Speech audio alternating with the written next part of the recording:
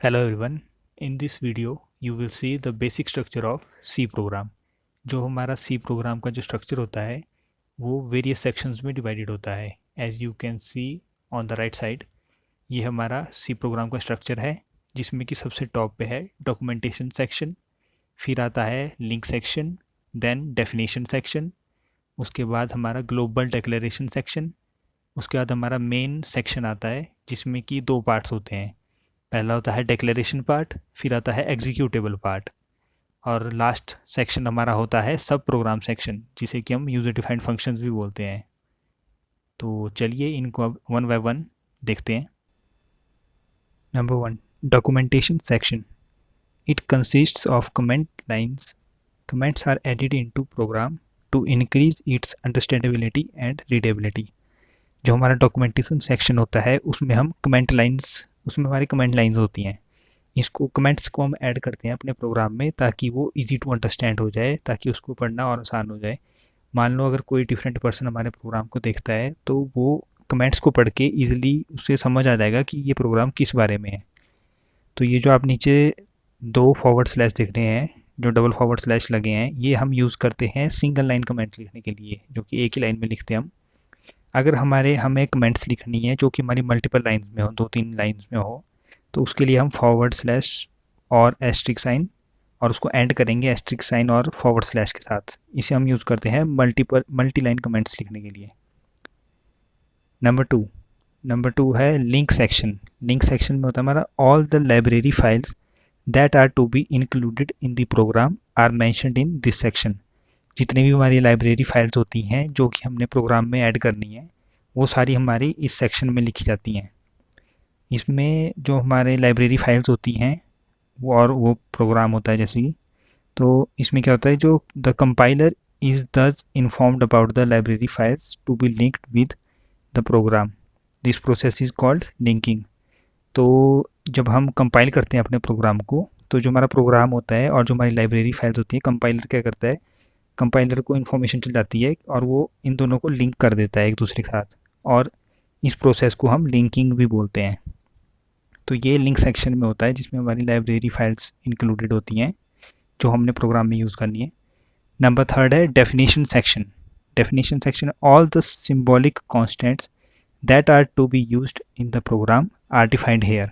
जितने भी हमारे सिंबॉलिक कॉन्स्टेंट्स है जिनकी वैल्यू मतलब सेम रहती है, चेंज नहीं होती, जैसे हमारी पाई की वैल्यू है 3.14, ट्रू हमारा 1 होता है, स्टैंड फॉर 1, और फॉल्स की वैल्यू 0 होती है.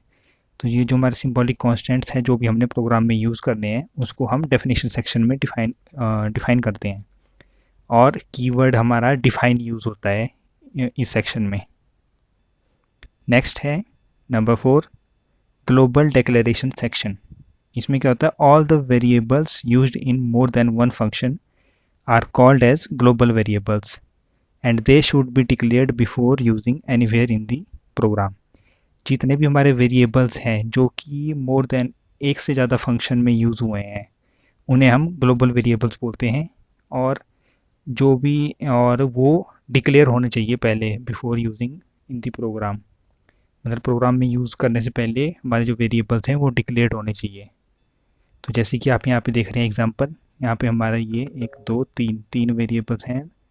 तो ये हमारे फंक्शंस देख सकते हैं आप, डिफरेंट फंक्शंस हैं. तो यहाँ पे अब इसको डेफिनेशन के साथ कंपेयर कर सकते हैं हम. ऑल द वेरिएबल्स, यहाँ पे एरो देख सकते हैं, used in more than one function, more than function में, are called as global variables. So next number 5, main section. Every C program must have exactly one main function. जितने भी हमारे C programs होते हैं उनमें एग्जैक्टली एक ना एक मेन फंक्शन होता है. All the statements in the main section must appear between the opening and closing brace and must end with semicolon. जितने भी हमारे स्टेटमेंट्स होती हैं मेन सेक्शन में वो हमारी ओपनिंग और क्लोजिंग ब्रेस के बीच में होती है, और जो भी हमारी स्टेटमेंट्स हम लिखते हैं वो हमारी सेमीकोलन के साथ एंड होती हैं. तो मेन सेक्शन में दो पार्ट्स होते हैं, एक होता है डिक्लेरेशन पार्ट, एक होता है एग्जीक्यूशन पार्ट. डिक्लेरेशन पार्ट में जितने भी हमारे वेरिएबल्स होते हैं जो कि हमने मेन सेक्शन में यूज़ करने हैं वो सारे यहाँ पे डिक्लेयर होते हैं पहले, ताकि हम उनको बाद में यूज़ कर सकें. All the variables to be used in main section are declared here and thus can be used later. Execution part, इसमें हमारा मेन लॉजिक होता है, जो भी हमारा प्रोग्राम है उसका जो मेन लॉजिक है वो यहाँ पे एग्जीक्यूशन पार्ट में हम लिखते हैं. This part consist of main logic which solves the problem. Next number last होता है हमारा यूज़र डिफाइंड सेक्शन. इसमें हमारे all the user defined functions called by the main function are defined here. जितने भी हमारे यूज़र डिफाइन करता है फंक्शन, यूज़र डिफाइंड फंक्शन होते हैं जो कॉल्ड बाय मेन फंक्शन, वो सारे इस सेक्शन में डिफाइन होते हैं.